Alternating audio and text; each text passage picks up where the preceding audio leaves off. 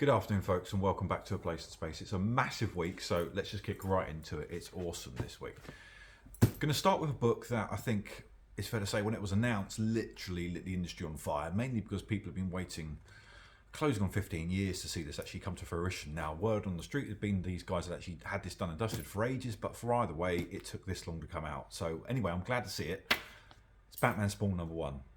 Massive book. I'm going to get to this in a whole other video. All I'm going to say for the minute, I've read the first 8 pages, giggled like an absolute schoolboy, or just giggled, not sure yet.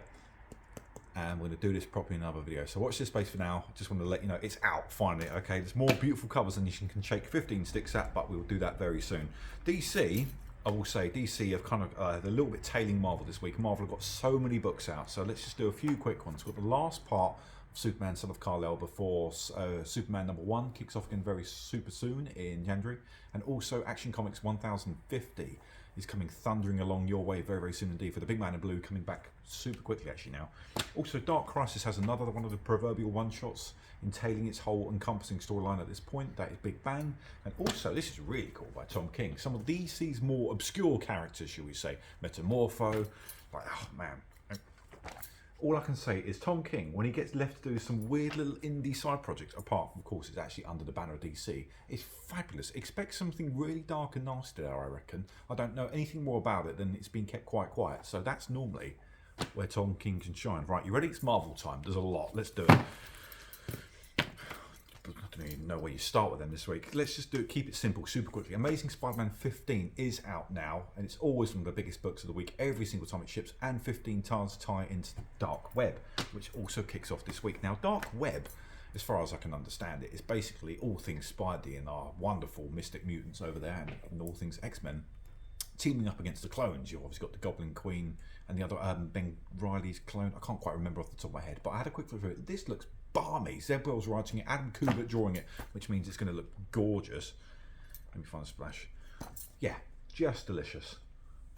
That is out now, but there's a lot more to that come very quickly as well. You've got the Miss Marvel one-shot coming very soon, but you've also got the Dark Web X-Men 3-issue mini-series. Don't quote me if I'm wrong there. I hope I'm right. I might be wrong. I think that's a 3-parter. That drops this week as well. And then the hits keep coming. All right, you ready? We're going to do these quite short succession, so bear with me. You've got Fantastic Four issue #2. Now remember, each one of the first 4 issues focuses on obviously one of the iconic characters. Issue #2 there is all about Sue Richards. You've got Johnny Storm to come up next in issue 3. Invincible Iron Man 1. They've been building to this for a while. Legacy numbering is either 651 or issue 1, whatever one you want to do, but they're dropping this very quickly. Looks awesome inside, may I say as well. That is going to get very, very big and climatic very soon. I'm reckoning you're getting one Miss Riri coming along very, very soon indeed for issue #2. I don't think she's going to stay away for too long. This I want to spotlight super quickly because they do Marvel sales all the time, which give you some nice collections of older issues. But if you didn't know, this particular one, that is the Origins. That contains Fantastic Four #1, Amazing Fantasy 15 for Spidey, X-Men #1. That's not Giant Size X-Men #1. That's X-Men #1. And also the first Avengers as well. So for the bang for the buck in that is massive. Try finding them first print issues for less than a couple of grand a piece. Yeah, ain't happening, obviously. But yeah, if you don't know already, the classic founding cornerstones of everything that makes Marvel Marvel essentially at this point is in that book. That is, ladies and gentlemen, awesome. Let's keep going. Miles Morales #1 is out now. Now this, for my money, after flicking through the books this week, this is probably the most dynamic and punchy artwork on the shelves, hitting the just every single page by Mr. Vicinti. Woof. I think you've done it, dude. That is a killer issue. Now, Miles Morales issues #1 always go very quickly. The market loves them. They tend to sell out. And if you come to us in a couple of months and say, hey, I want to get caught in the new series, but chances are, I'm afraid we won't have them. These sell and they sell quick, right? So we've got a few of these left in stock. There's some beautiful covers to pick from. But that, ladies and gents, is feeling pretty cool. They've also done this as a facsimile this week. Reprint of his first ever ongoing series. So for the completers amongst you, if you didn't get it the first time around, because this, believe it or not, is a very pricey issue now for the first print, it's reprinted complete this time around. Right, Moon Girl Devil Dinosaur has come thundering into all things Disney Plus recently and has had many of us as chuckling. That is now back for a new series. It's been a while since the last one, I think 6 years, okay? But that's timed in very nicely with what all things Disney are doing right now. I just want to highlight this super quickly because they've obviously taken on the licenses of both Alien and Predator recently. This is the penultimate issue of issue number 5. You've got the last part to go. Now, in the recent con events, when asked were they doing an Alien versus Predator crossover, Marvel's responses were they're delicious in their absolute absence of refusing to confirm or deny. So obviously that will be coming very, very soon in the near future. But for now, they will have you covered on part 5, part 6 just to come. And here we've got, bear with me here. So X-Treme X-men #1 came out a little while ago from Chris Claremont. I want to say 2005, might be wrong there, not sure. But they never finished it. So they've literally gone back in time, which is going to get even more confusing soon because the new X-Men storyline, Sins of Sinister, is going to jump forward in time. They're jumping back in time to finish off what they never actually started. So if Marvel are bamboozling you a little bit, don't worry, it's happening to everyone. But yeah, that looks absolutely awesome. If you didn't get into it the first time around, don't worry, it will just kick off. And they've got a beautiful little recap page there to keep you covered. The rocker on the artwork as ever, as always with Chris Claremont's X-Treme X-Men. It's going to be good. Some indie time. I think we're there now. Right, My Brother's Blood Machine comes to you from Steve Niles on a brand new publisher, called Evil Inc. That looks dark and deranged. It's Steve Niles. If you don't know, his horror writing is up there with the best of them, but that looks very cool. I want to give a little bit of props straight away to Mr. Liam Sharp because he's been doing Star-Henge now for the last 6 issues, which I look forward to doing it in what I believe is going to be a beautiful hardcover. The industry giants, ladies and gents, are raving about this. I don't even know what I'm talking about. You're all buying it. The sales for this are absolutely phenomenal. Maybe I'm just preaching to myself. I need to read this book. That would be cool. Nightclub comes to you from Mr. Mark Miller. May I say for just under $2. That's killer.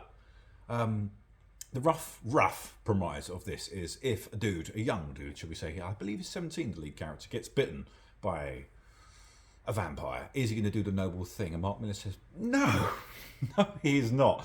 He is bulletproof. He can do whatever he wants. He can turn himself into a vampire and a wolf, for God's sake. He's going to have a hell of a lot of fun. Find out with him what that fun will be, because it ain't suitable for kids. Right, Dawn Attack, that is the new thing from Opus Publishing and Frank Frazetta Licensing. Now, if you may already know, they've been doing musical licenses recently, and obviously Frank Frazetta's Death Dealer, which has been magnificent. These guys are getting some absolutely awesome artists, none of which I know. They're all new names to me, handling their books. And I have to say, Opus, take a bow. You guys are absolutely killing it. I don't think I need to try and sell a Frank Frazetta book at this point in my life, but if you didn't know him, he's a master of artists, and we all miss him dearly. And last but by no means least, before we kick off, this will be a longer video this week, ladies and gents, because there's so much to go on about. But the creators of Ice-Cream Man are now at a point in their career where they can reissue their earlier work under the title they originally wanted it to be. This kind of went under the radar when it came out 11 years ago. That's now very cool. I want to say we're completely sold out of this, but it's so beautiful. I had to talk about it for at least a few seconds. This is A Vicious Circle. It went balmy on pre-order. Liber Mijo painting the whole thing. It's set about 2 guys trying to kill each other, travelling through time. Liber Mijo adjusts his art style for every single time period is in to match the artists that came out. We will try and get more of this because it's too gorgeous to try and not. And it's got dinosaurs in. So, woof. Right, a few quick covers and notes. I just want to say, this collects a lot of Harley Quinn covers which have come out and been and gone because they're 1 in 25s. A lot of Warren Laus, a lot of Art Germs in there, just a lot of Souza Mackay, sorry, I already showed that page. A lot of these covers are so hard to find. That's just a little cover collection book from Harley Quinn, so if you were after some previous hard to find variant covers, that's very cool. And now, that is a Peach Momoko I'm going crazy for this week. That's the latest Ghost Rider cover. This is Kendrick Lim killing it on Daredevil issue 6. We've been ranting about this chap over on his Carnage covers recently, but that's just lovely. Alex Ross has been doing a set of portrait black and white covers over on Fantastic Four. I'm being told to hurry up now, so I'll try and wrap this up super quickly. And last but by no means least, and we're going to talk about this chap again very soon, this is the Ben Oliver Batman Spawn crossover cover for Wildcats issue 2, and catch me in a few moments time, or we might put it up tomorrow, about a Batman Spawn video, because ladies and gents, that's going to get good. Catch you in a very, very little bit. Bye.